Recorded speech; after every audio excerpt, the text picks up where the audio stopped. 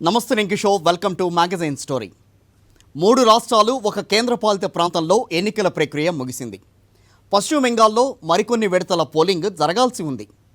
Polling ముగిసిన చోట్ల పార్టీలు, అభ్యర్థుల జాతకాలు ఎలక్ట్రానిక్ ఓటింగ్ మెషీన్లలో భద్రంగా ఉన్నాయి. ఎవరిని అందలం ఎక్కించాలో, ఎవరిని సింహాసనంపై నుంచి దించేయాలో ఓటర్కి బాగా తెలుసు. కీలేరికి వాత పెట్టడంలో ఓటర్లకు ఎవ్వరూ సాటిరారు. ఏ రాజకీయ పార్టీ ఏం హామీ ఇచ్చింది, ఏ ప్రభుత్వం ఏ పథకాలు అమలు చేసింది, ఎవరి పాలనలో ప్రజలు నరకయాతన పడ్డారు, ఎవరి ఏలుబడిలో హాయిగా జీవించారు అన్న ప్రశ్నలు ఓటర్ల తీర్పులో కీలక పాత్ర పోషిస్తాయి. ఓటరు తనకు నచ్చిన నేతకి, మెచ్చిన పార్టీకి తన విలువైన ఓటు వేసేశాడు. ఎవరి తలరాతను ఎలా రాశాడు అన్నది మే 2న తేలిపోతుంది. ఆ రోజునే గెలిచేదెవరో వగచేదెవరో తెలుస్తుంది. దీనిపైనే ఇవాల్టి మ్యాగజైన్ స్టోరీ.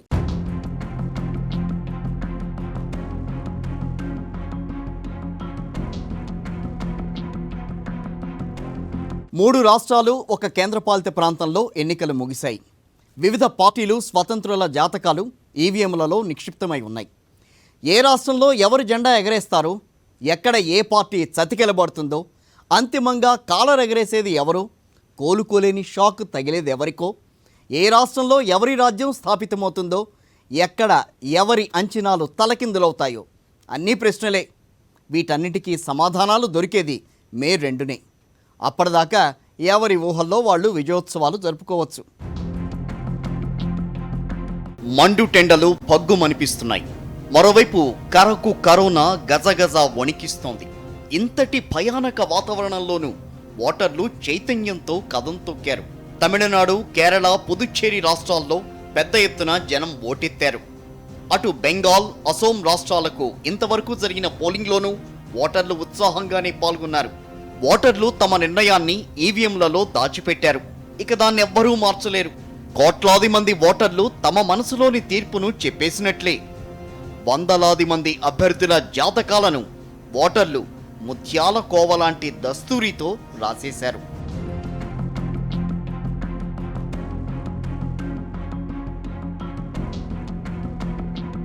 నేతల తలరాతలను ఓటరు బాబులే నిర్దేశించేశారు.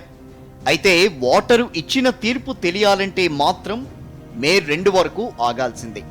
అప్పటి వరకు ఎవరి అంచనాలు వారివి, ఎవరి ఊహలు వారివి, ఎవరి ఆనందాలు వారివి, ఎవరి కోపాలు తాపాలు వారివి. ఎన్నికలు ముగిసిన 3 రాష్ట్రాల్లో అందరి దృష్టిని ఆకర్షిస్తోంది మాత్రం తమిళనాడు.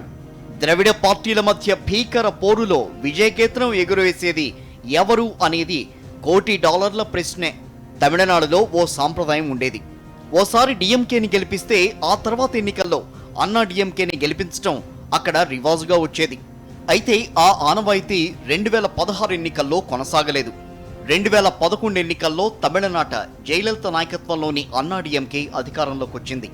5 ఏళ్ల తర్వాత 2016లో డిఎంకే అధికారంలోకి వస్తుందని అంతా అనుకున్నారు. ఆనవాయితీ ప్రకారం కూడా డిఎంకేనే అధికారంలోకి రావాలి. అయితే ఎందుకో గాని తమిళ ప్రజలు పాత ఆనవాయితీకి చెల్లుచీటి ఇచ్చి కొత్త సంప్రదాయానికి శ్రీకారం చుట్టారు. వరుసగా రెండోసారి అన్నా డిఎంకేనే అధికారంలోకి తెచ్చారు తమిళ ప్రజలు. అది డిఎంకే నాయకత్వానికి పెద్ద షాకే ఇచ్చింది. అయితే అధికారంలోకి వచ్చిన కొంతకాలానికే ముఖ్యమంత్రి జయలలిత అనారోగ్యంతో ఆసుపత్రి పాలు కావడం, అక్కడే చికిత్స పొందుతూ మృతి చెందడం జరిగిపోయాయి. ఆ తర్వాత అన్నా డిఎంకేలో రకరకాల పరిణామాలు చోటు చేసుకున్నాయి. ఆధిపత్య పోరుతో భిన్న వర్గాల మధ్య ఘర్షణ జరిగింది. సరే, అప్పుడు అధికారంలోకి రాలేకపోయిన డిఎంకే 10 ఏళ్ల పాటు ప్రతిపక్షానికే పరిమితం కావాల్సి వచ్చింది. ఓ పక్క అన్నా డిఎంకేతో గొడవలు, మరోపక్క 10 ఏళ్ల పాటు అన్నా డిఎంకే పట్ల పేరుకుపోయిన వ్యతిరేకత తమకి కలిసొస్తాయని డిఎంకే నమ్ముతోంది. ఆ నమ్మకంతోనే ఈసారి విజయం తమదేనన్న ధీమాతో డిఎంకే ఎన్నికల బరిలో దిగింది. ఒకే ఒక్క విడతలో ముగిసిన ఎన్నికల్లో జనం ఎవరి నెత్తిన కిరీటం పెట్టారో, ఎవరికి శటకోపం పెట్టారో తెలీదు. పోటీ మాత్రం 2 ద్రవిడ పార్టీల మధ్యనే అన్నది అందరికీ తెలిసిందే. ఈసారి స్టాలిన్ ముఖ్యమంత్రి అని డిఎంకే శ్రేణులు భావిస్తున్నాయి. ముందస్తు పండగలు చేసేసుకుంటున్నాయి.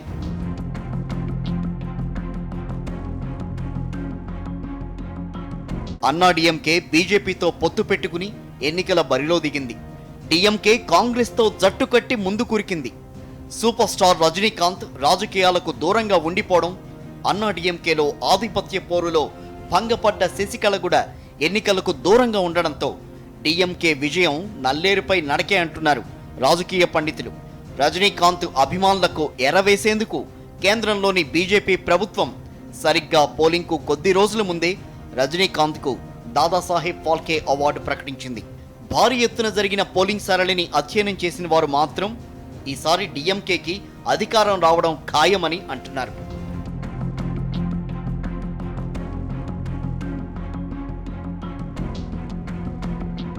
అయితే అటు అన్నా డిఎంకే ప్రభుత్వాన్ని 4 ఏళ్లుగా విజయవంతంగా నడిపించిన పళనిస్వామి పాలనపైన ప్రజలు సంతృప్తిగానే ఉన్నారని అంటున్నారు. ఈ క్రమంలో అన్నా డిఎంకే హ్యాట్రిక్ కొట్టినా ఆశ్చర్యపోవాల్సిన అవసరం లేదని అన్నా డిఎంకే సానుభూతి పరులు ప్రచారం చేస్తున్నారు. ఎన్నికల ఏరు దాటేందుకు 2 ద్రవిడ పార్టీలు పోటాపోటీగా మేనిఫెస్టోలో జనాకర్షక పథకాలు దట్టించాయి. ఓటర్లను ఆకట్టుకునేందుకు వరాల జల్లు కురిపించాయి. అయితే ఈ విషయంలో డిఎంకే కాస్త ఆచితూచి వ్యవహరించడాన్ని గమనిస్తే తమ విజయం ఖాయమని డిఎంకే గట్టిగా నమ్ముతూ ఉండడం వల్లనే హామీల విషయంలో మరీ దూకుడు ప్రదర్శించకుండా జాగ్రత్త పడింది అని అంటున్నారు రాజకీయ విశ్లేషకులు.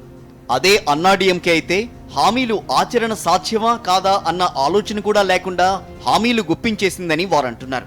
మొత్తానికి ఈ ఎన్నిక 2 ద్రవిడ పార్టీలకు కూడా చాలా కీలకమైంది. ఒకవేళ ఈ ఎన్నికల్లోనూ డిఎంకే అధికారంలోకి రాకపోతే మాత్రం రాజకీయంగా డిఎంకే తీవ్ర సంక్షోభంలో కూరుకుపోవడం ఖాయమనంటున్నారు రాజకీయ పండితులు. తమిళ ప్రజలైతే తీర్పు చెప్పేశారు. ఇక అక్కడ 2 ఆకులు రెపరెపలాడతాయా లేక ఉదయించే సూర్యుడే మరింత ప్రకాశిస్తాడా అన్నది కూడా ఓటరు తేల్చేశాడు. అయితే ఓటరు ఏం తేల్చాడో తెలియడానికి మరికొద్ది రోజులు ఆగాలి. తమిళనాడు తర్వాత అత్యంత ఆసక్తికరంగా ఎన్నికలు జరిగింది కేరళలోనే. ఈ దక్షిణాది రాష్ట్రంలోనూ మండు టెండలతో పోటీపడి ఎన్నికల వాతావరణం వేడెక్కింది. తమిళనాడులో 2 ద్రవిడ పార్టీలను మార్చి అధికారంలోకి తెచ్చే ఓటర్ల తరహాలోనే కేరళలోనూ ఓ సంప్రదాయం ఉంది. ఓసారి లెఫ్ట్ ఫ్రంట్కి అధికారం అప్పగిస్తే ఆ తర్వాత ఎన్నికల్లో లెఫ్ట్ ఫ్రంట్ని ప్రతిపక్షానికి పరిమితం చేస్తూ ఉంటారు కేరళ ఓటర్లు. ఓసారి యూడీఎఫ్ కూటమిని ఆశీర్వదిస్తే ఆ తర్వాత ఎన్నికల్లో కామ్రేడ్లను కరుణిస్తూ ఉంటారు. అయితే ఈ ఆనవాయితీ ఈసారి తప్పేలానే ఉందనంటున్నారు రాజకీయ పండితులు. కేరళలో కూడా భారీ పోలింగ్ జరిగింది. సాధారణంగా భారీ పోలింగ్ ఎప్పుడూ కూడా పాలకపక్షానికి వ్యతిరేకంగా తీర్పునిస్తుందని అంటూ ఉంటారు. కానీ ఈసారి మాత్రం కేరళలో భారీ పోలింగ్ ప్రతిపక్షంలో ఉన్న యూడీఎఫ్ కూటమికే వ్యతిరేకంగా ఉండవచ్చని అంచనా వేస్తున్నారు. గత ఎన్నికల్లో కాంగ్రెస్ సారథ్యంలోని యూడీఎఫ్ను ఓడించి లెఫ్ట్ కూటమి అధికారంలోకి వచ్చింది. పినరై విజయన్ ముఖ్యమంత్రి అయ్యారు. 5 ఏళ్ల విజయన్ పాలనకు ప్రజల్లో మంచి మార్కులే పడ్డాయనంటున్నారు రాజకీయ పండితులు. ప్రత్యేకించి కేరళను విషాద వలయంగా మార్చేసిన వరదలు, ఆ తర్వాత ప్రపంచాన్నే గడగడలాడించిన కరోనా మహమ్మారి సృష్టించిన విలయ తాండవం నేపథ్యంలో కేరళ ప్రభుత్వం అద్భుతంగా పనిచేసిందని ప్రజలు భావిస్తున్నారు. ఇప్పుడు ముగిసిన ఎన్నికల్లో ఈ 2 అంశాలు కీలక ప్రభావం చూపే ఉంటాయని రాజకీయ పండితులు భావిస్తున్నారు.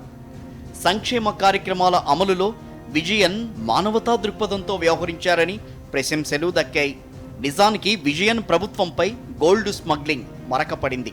విజయన్ ప్రభుత్వాన్ని పట్టి కుదిపేసిన బంగారం స్మగ్లింగ్ కేసు లెఫ్ట్ కూటమిని ఇంటికి పంపించేస్తుందని ప్రతిపక్షాలు భావిస్తున్నాయి.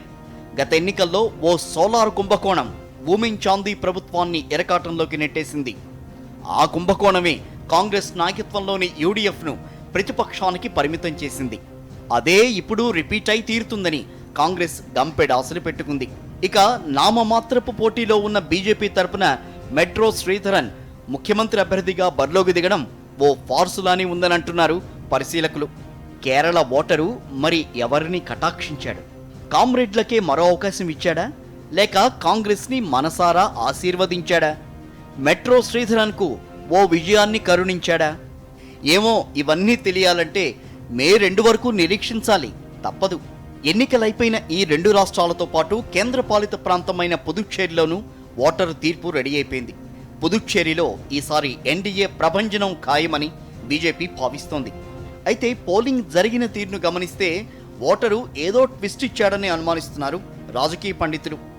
ఓటరు తీర్పు కాంగ్రెస్ కూటమికి అనుకూలంగా ఉన్నా ఆశ్చర్యపోవద్దని వారు అంటున్నారు. ఇది 3 రాష్ట్రాల పరిస్థితి. ఇక బెంగాల్, అసోం రాష్ట్రాల్లోనూ ఇప్పటివరకు జరిగిన పోలింగ్ పైన అంచనాలు వినబడుతున్నాయి. పశ్చిమ బెంగాల్లో గత ఎన్నికలతో పోలిస్తే ఈసారి తృణమూల్ కాంగ్రెస్ బలం కాస్త తగ్గితే తగ్గవచ్చు కానీ మమతా బెనర్జీ హ్యాట్రిక్ కొట్టడం ఖాయమని రాజకీయ విశ్లేషకులు జోస్యాలు చెబుతున్నారు. నందిగ్రామ్లో మమతా బెనర్జీకి సువేందు అధికారి గట్టి పోటీ ఇచ్చారని అంటున్నారు. అయితే ఒకే స్థానం నుండి సాహసంగా పోటీ చేసిన మమతా బెనర్జీ స్వల్ప మెజార్టీతో గట్టెక్కే అవకాశాలున్నాయని అంటున్నారు.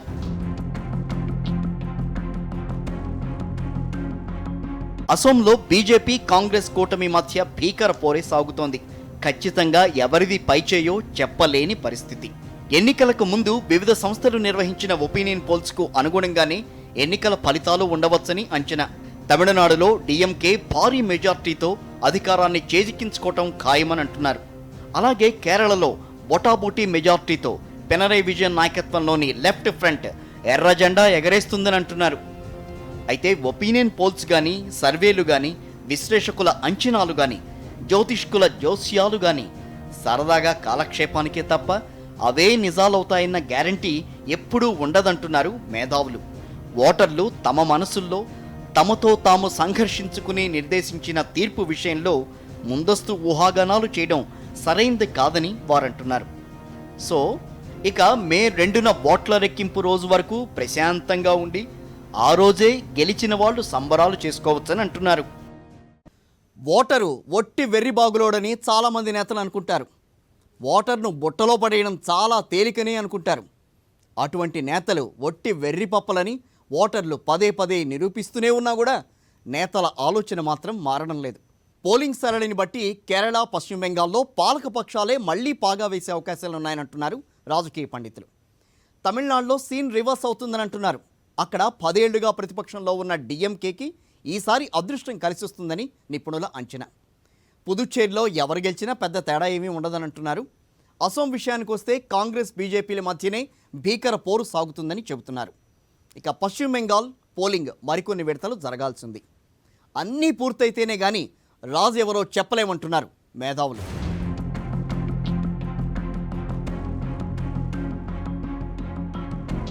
తమిళనాడులో సర్వేలన్నీ డీఎంకే వైపే మొగ్గు చూపుతున్నాయి. అదే సమయంలో అన్నాడీఎంకే పాలన పట్ల ప్రజల్లో చెప్పుకోదగ్గ వ్యతిరేకత కూడా లేదు. ఈ నేపథ్యంలో తమిళనాడు ఎన్నికల ఫలితాలు ఆశ్చర్యకరంగా వెలువడచ్చంటున్నారు సీనియర్ జర్నలిస్ట్ తిలక్. తమిళనాడులో ఎలాగైనా బలపడాలన్న బీజేపీ ఆశలు ఈ ఎన్నికల్లో నెరవేరకపోవచ్చునని తిలక్ అభిప్రాయపడుతున్నారు. తమిళనాడులో వచ్చేటువంటి ఫలితాలు ఈసారి గతంలో అంటే ఆ ఉద్దండులైనటువంటి నాయకులు ఉన్నారు కాబట్టి ఒకసారి వాళ్ళు కరుణానిధి గెలిస్తే ఒకసారి జయలలిత గెలవటం అలాంటి పరిస్థితులు ఉండేవి. ఒక ఎంజీఆర్ మాత్రమే వరుసగా గెలవటం జరిగింది. ఈసారి పరిస్థితులు మాత్రం ఈ నాయకుల్లో ఎవరు నిలబడగలుగుతారనేది తేలాల్సి ఉంది. స్టాలిన్ కొంతకాలంగా ఒక పార్టీని నడుపుతూ ఒక సమర్థమైన నాయకుడిగా ఎస్టాబ్లిష్ అయి ఉన్నారు. ఇప్పుడు కొత్తగా ముఖ్యమంత్రి అయినటువంటి పళనిస్వామి మీద వ్యతిరేకత అంతగా లేదని వస్తున్నప్పటికి కూడా రాజకీయ పార్టీగా ఎంతవరకు నిలబడగలుగుతారనేది చూడాల్సి ఉంది. తర్వాత కమల్ హాసన్ కానీ, శరత్ బాబు కానీ ఇటువంటి వాళ్ళు పెట్టినటువంటి పార్టీల వల్ల చీలే ఓట్లు అన్నాడీఎంకేని దెబ్బతీస్తాయనేది వినిపిస్తోంది. ఈ నేపథ్యంలో అక్కడ వచ్చేటువంటి ఫలితాలు కొంత ఆశ్చర్యకరంగా ఉన్న ఆశ్చర్యం లేదు. ఈ పరిణామాల నేపథ్యంలో అక్కడ భారతీయ జనతా పార్టీ వీటి అన్నిటి మధ్యలో కూడా లాభం పొందాలని చూస్తోంది. కానీ అంత పెద్ద ఫలితం ఉంటుందని నేను అనుకోను. కేరళలో అయితే ప్రధానంగా పోటీ కాంగ్రెస్, లెఫ్ట్ కూటముల మధ్యనే. కేరళలో ఎదగాలని చూస్తున్న బీజేపీ ఇంకా చాలా కాలం కష్టపడాల్సి ఉంది. పినరాయి విజయన్ ప్రభుత్వంపై కొన్ని విమర్శలు, కొన్ని వివాదాలు వచ్చాయి. వాటి ప్రభావం ఎన్నికలపై ఎలా ఉంటుందనేది చూడాలి. కేరళలో బీజేపీ ఆటలో అరటిపండే. కాంగ్రెస్తో కమ్యూనిస్ట్ కూటముల్లో ఏదో ఒకటి అధికారంలోకి వస్తుంది అంటున్నారు. కేరళలో వామపక్ష ప్రభుత్వం మీద ఈ మధ్య జరిగినటువంటి బంగారం స్మగ్లింగ్ కేసులో ముఖ్యమంత్రికి పాత్ర ఉందని నిరూపించాలని లేదా బురదజల్లాలని కొంత ప్రయత్నం జరిగింది. అందులో దోషిగా అరెస్ట్ అయినటువంటి వ్యక్తులు చెప్పిన బాహాటంగా పత్రికల వారికి చెప్పింది ఏంటంటే విజయన్ పేరు చెప్పమని ఈడీ అధికారులు ఒత్తిడి చేశారనేది ఒక ఆరోపణ. అలాంటి ప్రయత్నాలు జరిగినాయి. అయితే వీటన్నిటి దృష్ట్యా విజయన్ ప్రభుత్వం పట్ల ప్రజల్లో ఉన్న వ్యతిరేకత ఉందా అనేది ఈ ఎన్నికల్లో తేలుతుంది. అట్లాగే అక్కడ అయ్యప్ప స్వామి టెంపుల్లో మహిళల దర్శనం చేసుకోవటానికి అవకాశం ఇవ్వటమా లేదా అనేది పెద్ద వివాదంగా మారింది. ఆ వివాదం నుంచి ఫలితం లాభం పొందాలని బీజేపీ ప్రయత్నం చేసింది. అది ఎంతవరకు ఫలిస్తుందనేది కూడా అనుమానమే. ఏదేమైనప్పుడు కూడా కేరళలో భారతీయ జనతా పార్టీ అంతగా ప్రయోజనం పొందుతుందని నేను అనుకోవడం లేదు. పుదుచ్చేరిలో హోరాహోరీగా పోరు కనిపిస్తున్నప్పటికీ అక్కడ కాంగ్రెస్ పట్ల వ్యతిరేకత పెళ్లుబూకుతోందని అంటున్నారు. అయితే అది ఎన్డీఏ కూటమికి ఏమాత్రం మేలు చేస్తుందన్నది ఫలితాలు వస్తేనే కానీ చెప్పలేమని వారంటున్నారు. అస్సాంలో బీజేపీ శక్తివంచన లేకుండా గెలుపు కోసం కృషి చేస్తోంది. అది ఎంతవరకు వర్కౌట్ అవుతుందనేది చూడాలి. పాండిచ్చేరి కాంగ్రెస్ బలహీనపడింది. అందువలన అక్కడ ఎన్డీఏ గెలుస్తుందని అనుకోవచ్చు. రెండోది అది చాలా చిన్న రాష్ట్రం అక్కడ. ఇకపోతే అస్సాం చాలా కాలం కాంగ్రెస్ అక్కడ గెలుపొందింది. తర్వాత విద్యార్థి ఉద్యమంలో చాలా బలంగా రాజకీయాల్లోకి వచ్చినటువంటి ముఖ్యమంత్రి అయిన వ్యక్తి అసలు ఎక్కడున్నారో కూడా కనపడకుండా అదృశ్యమైపోయారు. ఆ తర్వాత ఇప్పుడు ఎన్డీఏ రంగంలోకి వచ్చింది. ఇప్పుడు ఎన్డీఏకి అవకాశాలు ఉన్నాయంటున్నారు, కానీ పోటీ బలంగా ఉందని కూడా వినిపిస్తోంది. పశ్చిమ బెంగాల్లో చాలా చిత్రమైన సమీకరణాలు ఉన్నాయంటున్నారు రాజకీయ పండితులు. బెంగాల్ను 25 ఏళ్ల పాటు నిరాటంకంగా పాలించిన కమ్యూనిస్టులు భూ సంస్కరణల పేరిట పేదలకు మేలు చేసినా ఇప్పుడు జనాదరణ కోల్పోయే పరిస్థితి ఎందుకు ఏర్పడిందో అర్థం కావడం లేదంటున్నారు తిలక్. ఈ ఎన్నికల్లో బీజేపీకి ఎక్కువ సీట్లు వచ్చినా తృణమూల్ కాంగ్రెస్ హ్యాట్రిక్ కొట్టే అవకాశాలు ఉన్నాయంటున్నారు. బెంగాల్కి సంబంధించినంతవరకు కూడా బీజేపీ బాగా పుంజుకుంది, అందులో ఎటువంటి సందేహం లేదు. ఆ మేరకు వామపక్షాలు నష్టపోయాయని చెప్పొచ్చు. అక్కడ ఎందుకు ఆ పరిస్థితి 30 ఏళ్ళు అధికారంలో ఉండి కూడా ఆ పరిస్థితి ఎందుకు వామపక్షాలకు వచ్చిందనేది ఇప్పటికీ అర్థం కాని పరిస్థితి. దాదాపు 13 లక్షల ఎకరాలు పేదలకి పంచిపెట్టి వ్యవసాయ సంస్కరణలో భాగంగా చేసి ప్రజలకు మేలు చేసినటువంటి ప్రభుత్వం చివరికి ఆ పార్టీలు ఈ పరిస్థితికి రావడం అనేది అది కొంత ఆలోచించాల్సిన విషయం. అధికారంలోకి వస్తామని బీజేపీ చెబుతుంది, కానీ అది ధీమా కనపట్టలేదు. మరి ఇది అక్కడ పరిస్థితులు మాత్రం ఆ ఒక్కచోటే పోటాపోటీగా ఉన్నట్టు కనిపిస్తోంది. ఏ రకమైన ఫలితాలు వచ్చినప్పటికి కూడా అక్కడ బీజేపీ వస్తే మాత్రం ఆశ్చర్యం, మమతా బెనర్జీ వస్తే హ్యాట్రిక్ సంపాదించినట్టు అవుతుంది. దేశవ్యాప్తంగా అన్ని రాష్ట్రాల్లోనూ విస్తరించాలన్న లక్ష్యంతో దూసుకుపోతున్న బీజేపీ కొన్నేళ్లుగా కాంగ్రెస్ అడుగుజాడల్లోనే నడుస్తోందని తిలక్ అభిప్రాయపడుతున్నారు. కాంగ్రెస్ చేసిన తప్పులనే బీజేపీ అందిపుచ్చుకొని కొనసాగిస్తోందని ఆయన అంటున్నారు. గతంలో కాంగ్రెస్ను ప్రజలు ఎలా తిరస్కరించారో భవిష్యత్తులో బీజేపీకి కూడా అదే గతి పడుతుందని ఆయన హెచ్చరిస్తున్నారు. ఈ ఎన్నికలు భారతీయ జనతా పార్టీ కేంద్రంలో అధికారంలోకి వచ్చిన తర్వాత 6-7 సంవత్సరాలుగా అనుసరిస్తున్న విధానాలు ఇవన్నీ చూస్తే కాంగ్రెస్ పార్టీ గతంలో అనుసరించిన విధానాలకి ఇప్పుడు భారతీయ జనతా పార్టీ అనుసరిస్తున్న విధానాలకి ఏమాత్రం తేడా లేదనేది చాలా స్పష్టంగా అర్థమవుతుంది. ఎన్నికల్లో గెలుపొందడం కోసం ఎంతకైనా దిగజారుతాం అనేది ఈ 6 సంవత్సరాల్లో బీజేపీ నాయకులు రుజువు చేస్తున్నారు. ప్రత్యేకించి ఎన్నికల సమయంలో మాత్రమే సిబిఐ దాడులు, ఇన్కమ్ ట్యాక్స్ దాడులు, ఈడీ దాడులు ఇలాంటివన్నీ కూడా ప్రయోగించడం అనేది ఆ పార్టీ దుందుడుకు స్వభావానికి నిదర్శనంగా నిలుస్తుంది. అలాగే కాంగ్రెస్ పార్టీ గతంలో అనుసరించినటువంటి ఇలాంటి విధానాల వల్లే నష్టపోయింది. అదే విధానాలను ఇప్పుడు బీజేపీ అనుసరిస్తోంది. ఇది భవిష్యత్తులో ఆ పార్టీ మీద పెద్ద మరకగా ఉండబోతుందనేది చాలా స్పష్టంగా అర్థమవుతుంది. ఎన్నికల్లో గెలవడమే ఎజెండాగా రాజకీయ పార్టీలు పాచికలు విసురుతూ ఉంటాయి. అధికారంలోకి రావడమే లక్ష్యంగా అన్ని పార్టీలు రాజకీయాలు చేస్తూ ఉంటాయి. ప్రజా సంక్షేమానికి చెల్లుచీటీ ఇచ్చి అడ్డదారిలో అధికారాన్ని కైవసం చేసుకోవాలనే నేతల ఆలోచనను ఏ కాలంలోనూ ప్రజలు ఆమోదించరు. వాటిని ఓటుతోనే తిప్పికొడతారు. ఇది చరిత్ర చెప్పిన సత్యం.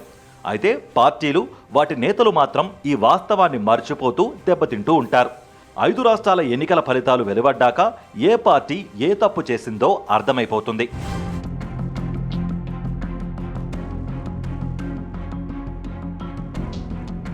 ఎన్నికల్లో ఎవరు గెలుస్తారు అనేది ఎవ్వరూ ఖచ్చితంగా చెప్పలేరు.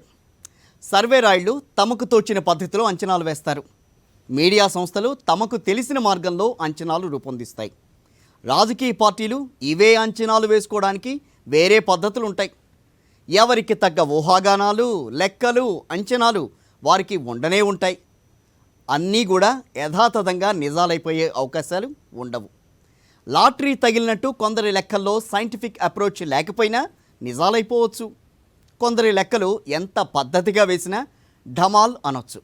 ఎందుకంటే ఓటరు మనసులో ఎవ్వరూ దూరిపోయి అతడి తీర్పు ఏంటో తెలుసుకునే వీలు ఉండదు కదా. అందుకే ఓట్ల లెక్కింపు వరకు అంచనాలు వేసుకోకుండా కూల్గా ఉండమని చెబుతున్నారు మేధావులు. ఇది వాటి magazine story. Stay with us.